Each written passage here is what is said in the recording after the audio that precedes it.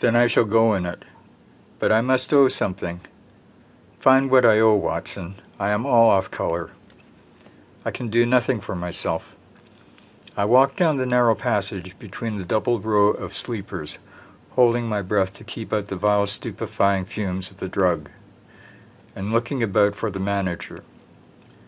As I passed the tall man who sat by the brazier, I felt a sudden pluck at my skirt, and a low voice whispered, "Walk past me, and then look back at me." The words fell quite distinctly upon my ear. I glanced down. They could only have come from the old man at my side, and yet he sat now as absorbed as ever, very thin, very wrinkled, bent with age, an opium pipe dangling down from between his knees, as though it had dropped in sheer lassitude from his fingers. I took 2 steps forward and looked back. It took all my self-control to prevent me from breaking out into a cry of astonishment. He had turned his back so that none could see him but I. His form had filled out, his wrinkles were gone, the dull eyes had regained their fire, and there, sitting by the fire and grinning at my surprise, was none other than Sherlock Holmes. He made a slight motion to me to approach him, and instantly, as he turned his face half round to the company once more, subsided into a doddering, loose-lipped senility.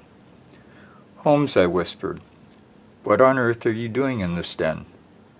"As low as you can," he answered. "I have excellent ears. If you would have the great kindness to get rid of that sottish friend of yours, I should be exceedingly glad to have a little talk with you." "I have a cab outside." "Then pray send him home in it. You may safely trust him, for he appears to be too limp to get into any mischief. I should recommend you also to send a note by the cabman to your wife to say that you have thrown in your lot with me.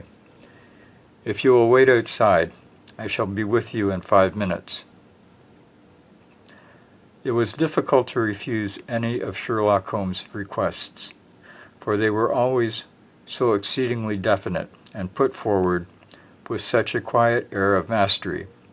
I felt, however, that when Whitney was once confined in the cab, my mission was practically accomplished, and for the rest I could not wish anything better than to be associated with my friend in one of those singular adventures which were the normal condition of his existence. In a few minutes I had written my note, paid Whitney's bill, led him out to the cab, and seen him driven through the darkness. In a very short time, a decrepit figure had emerged from the opium den, and I was walking down the street with Sherlock Holmes. For 2 streets he shuffled along with a bent back and an uncertain foot.